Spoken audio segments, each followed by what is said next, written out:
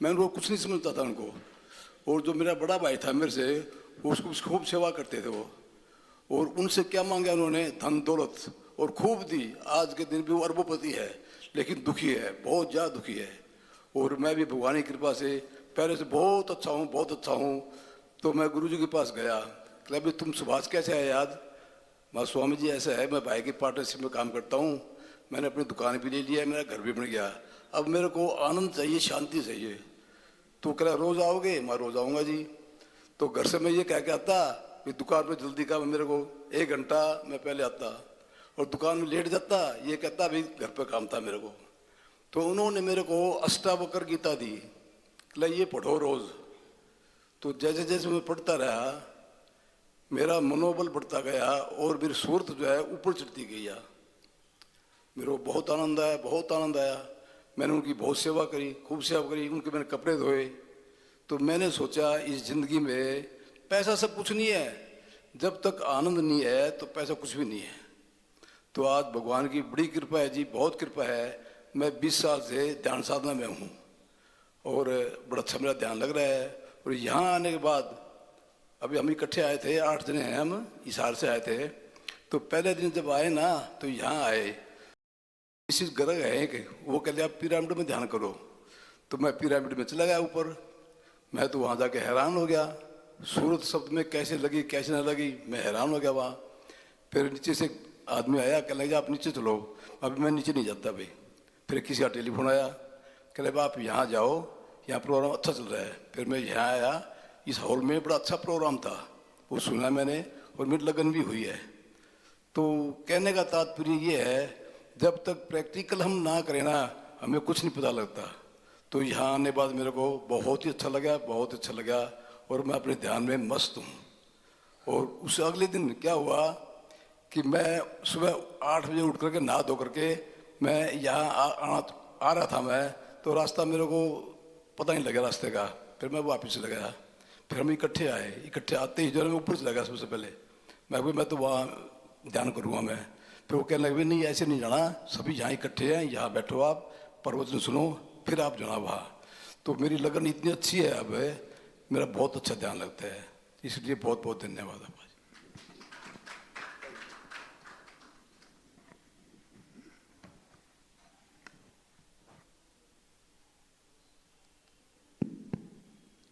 देखिए फ्रेंड्स, इन्होंने क्या बताया अभी हमें कि इनके ब्रदर ने पैसा मांगा। देखिए गुरु के पास अबंडेंस में सब कुछ है।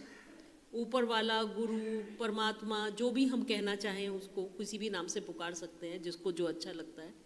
उसके पास सब कुछ है। अगर यहाँ हॉल में जितने जने बैठे हैं, सारे लोग अगर ये बोलने लगे मेरे को 1-1 करोड़ या 1-1 10-10 करोड़ चाहिए, वो सबको 10-10 करोड़ दे देगा। क्योंकि हमारी अलमारी में, हमारे लॉकर में, हमारे बैंक अकाउंट में एक लिमिटेड अमाउंट है, वहाँ कोई लिमिट नहीं है। पर आप क्या मांग रहे हैं? मांगना भी तो आना चाहिए ना। वो तो देने को तैयार बैठा है कि अरबोपति है इनका ब्रदर, पर सुख शांति नहीं है। अगर मैं अपने मुलायम गद्दे पर एकदम सॉफ्ट ऐसा कि टच करो तो ऐसा लगे हाँ गद्दा हो तो ऐसा हो, उस पर लेटी हूं पर करवट बदले जा रही हूं, तो फायदा क्या है उस गद्दे का? उससे तो दरी पे लेट जाऊं ना जमीन पर, कम से कम चैन की नींद तो सो लूंगी। उस गद्दे का क्या करूंगी? अचार डालूंगी? किसको दिखाना है? मेरे बेडरूम में तो मेरे को ही दिखेगा असल में, और किसी को दिखेगा भी नहीं। तो क्या करना है? मांगिए, मांगने के टाइम पहले उससे पूछिए कि मैं मांगू क्या? मुझे तो मांगना भी नहीं आता। हम कहते हैं नहीं हमें मांगना आता है, हमें ये चाहिए, हमें बेटा चाहिए, हमें बेटी चाहिए, हमें बेटे की शादी बहुत बढ़िया घर में हो जाए, बहू भी इतनी बढ़िया आ जाए, कमाए भी, घर में काम भी करे, ये भी करे, वो भी करे। मतलब लिमिट नहीं है हमारे मांगने की। हमें मांगना आता ही नहीं, उसकी रजा में राजी रहना आता ही नहीं। अभी अभी सर ने इतना प्यारा बताया कि वो अरबोपति होता हुआ भी टेंशन में है, और मैं जितना भी बड़ा पति हूँ, लाखपति हूँ, हजारपति हूँ, करोड़पति हूँ, जो भी हूँ, मैं बहुत आनंद में हूँ। तो इम्पोर्टेंट आनंद होता है कि क्या हम इस मोमेंट को एंजॉय कर रहे हैं। मेरे सामने आलू की सब्जी आई, क्या मैं उसको एंजॉय कर रही हूँ? क्या सिर्फ मेवे की सब्जी को ही एंजॉय करूँगी या पालक पनीर या मटर पनीर या शाही पनीर को ही एंजॉय करूँगी? मुझे तो दोनों को एंजॉय करना आना चाहिए ना। पत्री सर ने भी हमको यही सिखाया, जो भी जिस समय जैसा भी मिले उसको एंजॉय करना सीखो, मोमेंट्स को एंजॉय करो, इवेंट्स का इंतजार मत करो। अब देखिए, ये इवेंट है हमारा हरियर ध्यान महोत्सव। साल में कितनी बार होता है? एक बार। तो क्या इसी मोमेंट में सिर्फ हम एंजॉय करेंगे, इसी मोमेंट में सिर्फ ध्यान करेंगे? तो भाई साहब, साल आते आते तक हमारा हम पता नहीं बचेंगे भी कि नहीं बचेंगे, हाथ पैर बचेंगे कि नहीं बचेंगे, बॉडी में स्टेमिना बचेगा कि नहीं बचेगा। सपोज मेरे हस्बैंड ट्रांसफरेबल जॉब है, पता चले अभी तो मैं दिल्ली में हूं, फिर पता नहीं कहां पहुंच गई मैं आ ही नहीं पाऊं।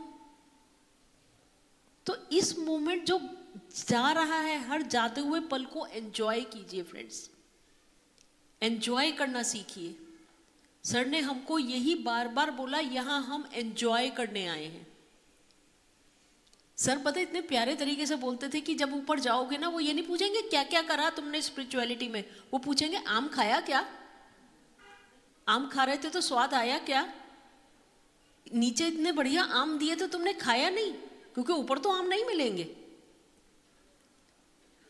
मतलब क्या था सर का ये कहने का, कि जो मिल रहा है उसको एंजॉय करो।